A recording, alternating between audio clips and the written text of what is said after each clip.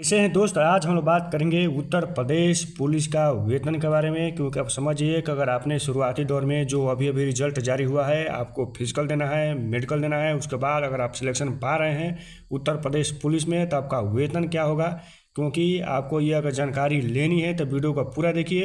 तो इसमें सबसे पहले हम लोग जानेंगे कि अगर आप शुरुआती दौर में भर्ती हो रहे हैं तो आपका वेतन कितना मिलेगा। क्योंकि सबको ये जो है कि खुशी रहती है कि अगर हम भर्ती होंगे तो मेरा सैलरी क्या होगा।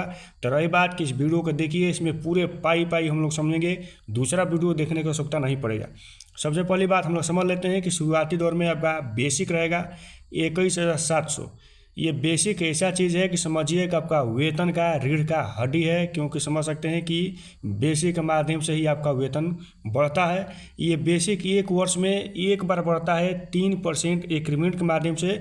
लेकिन उत्तर प्रदेश में इसमें 700 रुपया जुड़ता है, यानी हर एक वर्ष इसमें 700 जुड़ेगा। तो ये जो है कि जब बढ़ेगा तो इसके हिसाब से आपका वेतन भी बढ़ेगा।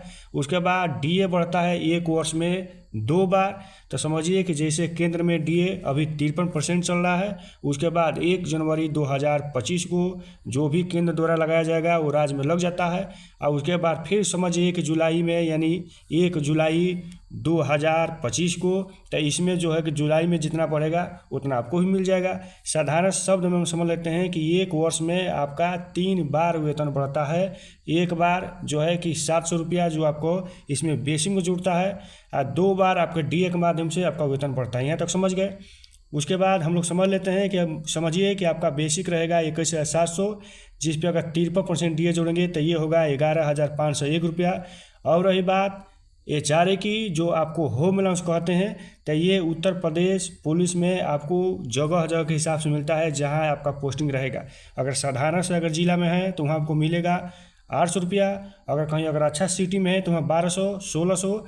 लेकिन रही बात कि सबसे कम हम 800 रुपया जोड़ रहे हैं। अगर अच्छे कहीं सिटी में जा रहे हैं तो वहाँ आपको 1600 मिल सकता है। लेकिन साधारण में हम 800 जोड़े हैं, तो आप जो है कि इसके हिसाब से जोड़ सकते हैं। रही बात का राशन मनी की बात करते हैं, जो आपको एक महीने में खाने के लिए मिलेगा, ये मिलेगा जिसको आहार अलाउंस बोल सकते हैं, राशन मनी बोल सकते हैं, ये 1875 रुपया। और उसके बाद होता है KMT, यानी आपको वर्दी को मेंटेनेंस करने के लिए एक महीना में 188 रुपये मिलेगा। जैसे आपका टोपी बेल्ट हो गया, ये जूता मोजा, ये तमाम जो है किसके मेंटेनेंस करने के लिए आपको 188 रुपये मिलेंगे। और साइकिल भत्ता 500 रुपये मिलेंगे।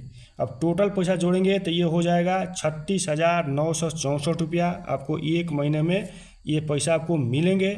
उसके बाद कटेगा, इसमें क्या कटेगा इसके बारे में समझ लेते हैं कि यूपीएस प्लस जो है कि एनपीएस 1 अप्रैल 2004 को जो लागू हुआ वो अभी चल रहा है, वो एनपीएस। 1 अप्रैल 2025 को केंद्र में लगने जा रहा है यूपीएस। और जब केंद्र में लगेगा तब जानकारी है कि राज्य में भी लग जाएगा। तो दोनों कंडीशन में आपका बेसिक प्लस डीए का 10% कटेगा। इसके बारे में हम लोग समझ लेते हैं कि आपका बेसिक है 21,700, अगर इस पर 53% डीए जोड़ेंगे तो ये होगा 11,501 रुपया। तो ये दोनों कंडीशन में आपका समझिए कि दोनों में 10% कटेगा, तो ये दोनों पैसा हो जाएगा 32, ये दोनों पैसा हो जाता है 33,201 पे। अगर 10% निकालेंगे तो आपका पैसा कट गया कितना, 3320 रुपया। अगर एनपीएस में रह रहे हैं, क्योंकि मैं पहले बताया कि यूपीएस भी रहेगा, एनपीएस भी रहेगा।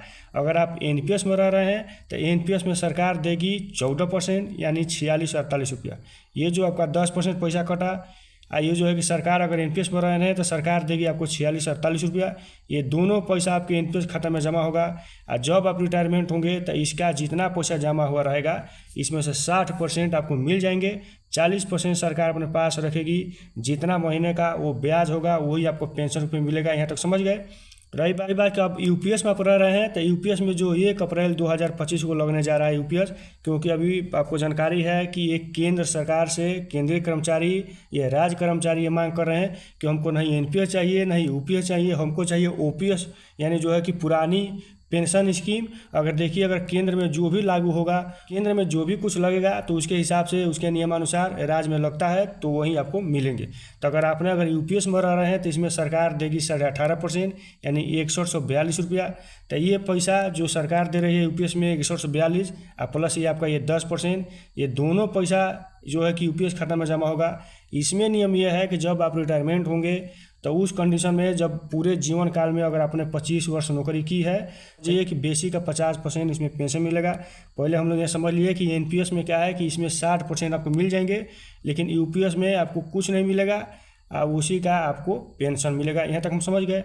रही बात कि अब आपका टोटल जो है कि ग्रोस सैलरी यहाँ हो गया है 36,964, जिस पर आपका यूपीएस एनपीएस कट गया 10%, वही बेसिक प्लस डीए का, तो ये कट गया 3320 रुपया। एक होता है जीआईएस बीमा जो उत्तर प्रदेश पुलिस को काटा जाता है आपको सुरक्षा के लिए। ये सब कटने के बाद आपका जो है कि अकाउंट में पैसा आएंगे 33,523 रुपया। ये आपका जो है कि उत्तर प्रदेश जो है कि फर्स्ट सैलरी, ये आपको इतना आएंगे। अब एक और बात समझ लेते हैं कि एक वर्ष में और क्या बोनस मिलता है। 3,000 मिलता है एक वर्ष में आपको वर्दी भत्ता, यानी वर्दी जैसे आपको वर्दी को सिलाने के लिए ये 3,000 रुपये ही मिलेंगे। उसके बाद दीपावली बोनस मिलता है 7,000 रुपया, तो ये टोटल हो गया 10। एक माह का एक्स्ट्रा आपका वेतन मिलता है। तो एक माह का एक्स्ट्रा वेतन कितना है यहाँ जो है कि कट पिट का आ रहा है आपका 33,523 रुपया। तो एक माह का एक्स्ट्रा वेतन जो लीजिए यहाँ जो है कि 33,523, यानी समझ जाइए कि एक वर्ष में आपको दीपावली के समय यानी 43,523 रुपया एक्स्ट्रा और आपके आएंगे। ये एक वर्ष में इतना आपको आएंगे, ये बोनस है। तो यही जो है कि वेतन है। तो रही बात कि वीडियो अगर अच्छा लगा हो, अगर आपने समझ पाए हैं, तो वीडियो को शेयर करिए, सब्सक्राइब जरूर करिए। जहाँ पर रहिए स्वस्थ रहिए, मस्त रहिए। जय हिंद।